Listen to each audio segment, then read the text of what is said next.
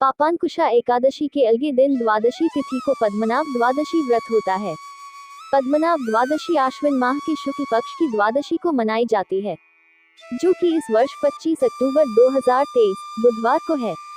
पद्मनाभ द्वादशी को भगवान विष्णु के अनंत पद्मनाभ स्वरूप की पूजा करने का विधान है। धार्मिक मान्यताओं के अनुसार चातुर्मास में भगवान विष्णु क्षीर सागर में शयन करते हैं तथा उनकी इस विश्राम अवस्था को पद्मनाभ कहा जाता है। अतः इस तिथि को पापांकुशा द्वादशी के नाम से भी जाना जाता है। इस दिन भगवान श्री हरि जागृतावस्था प्राप्त करने हेतु अंगाई लेते हैं तथा पद्मासीन ब्रह्मा जी ओंकार ओम द्वितीय उच्चारित करते हैं। आज के दिन पद्मनाभ द्वादशी के विशेष पूजन से निर्धन भक्ति धनवान एवं निःसंतानों को संतान सुख के साथ मोक्ष की प्राप्ति होती है।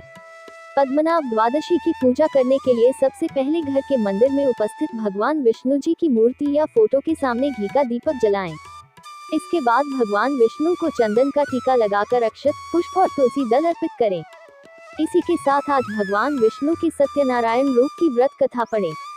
इस प्रकार पूजा करने से भगवान विष्णु की कृपा दृष्टि हमेशा बनी रहती है और साथ ही घर में लक्ष्मी का स्थिर वास होता है।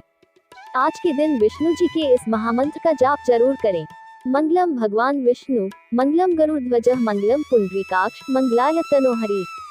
इसी के साथ ही भगवान विष्णु को फल का भोग लगाएं और विष्णु जी की आरती सुनते हुए भगवान की भक्ति में लीन हो जाएं। पद्मनाभ द्वादशी की कथा प्राचीन काल की बात है। भद्राश्रव नामक एक राजा जो बहुत ही शक्तिशाली था, उसकी प्रजा सभी प्रकार के सुख भोग रही थी। एक दिन राजा के यहाँ अगस्त मुनि आए। राजा भद्राश्रव ने उनका भव्य स्वागत किया। राजा ने विनम्र भाव से ऋषि का आने का कारण पूछा तो ऋषि ने कहा, हे राजन, मैं तुम्हारे इस महल में 7 रातें गुजारूंगा, उसके बाद मैं अपने आश्रम को चला जाऊंगा। राजा ने अगस्त मुनि के रहने की व्यवस्था की और अपने दोनों हाथ जोड़कर कहा है, मुनिवा, आप चाहे जितने दिन यहाँ रुक सकते हैं। वही राजा भद्राश्रव की पत्नी रानी कांतिमती, जो बहुत ही सुंदर थी।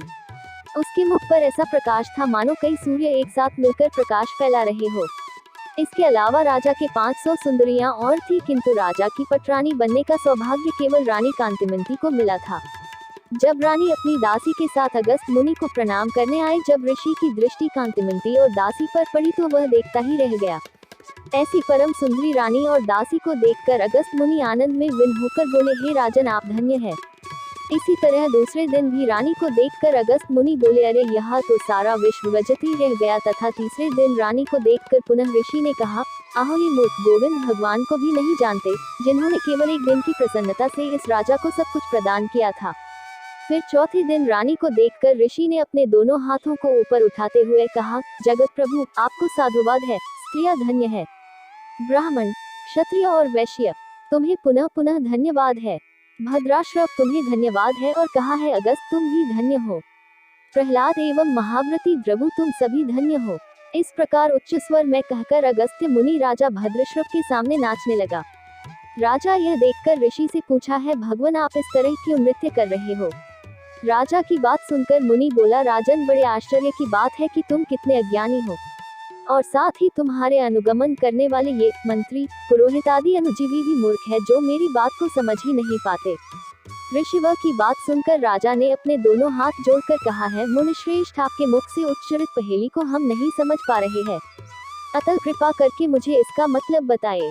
राजा की बात सुनकर अगस्त्य मुनि बोले हैं, राजन, मेरी पहेली तुम्हारी इस सुंदर रानी के ऊपर है, जो यह है। उस समय तुम दोनों वैश्य की सुरक्षा के लिए साथ थे। पूजा करने के बाद वह वैश्य तो अपने घर लौट गया, किंतु तुम दोनों मंदिर में ही रुक गए, क्योंकि वैश्य ने तुम्हें आज्ञा दी थी कि कहीं मंदिर का दीपक बुझ नहीं जाए।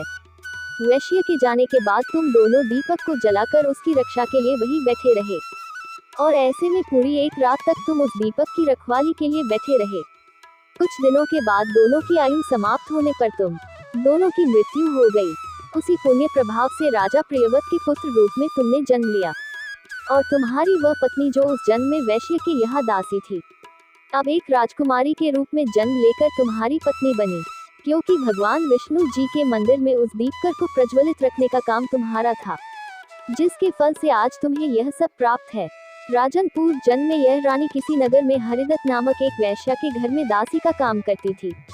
उस जन्म में भी तुम ही इसके पति रूप में थे, और तुम भी हरिदत्त के यहाँ सेवावृत्ति से एक कर्मचारी थे।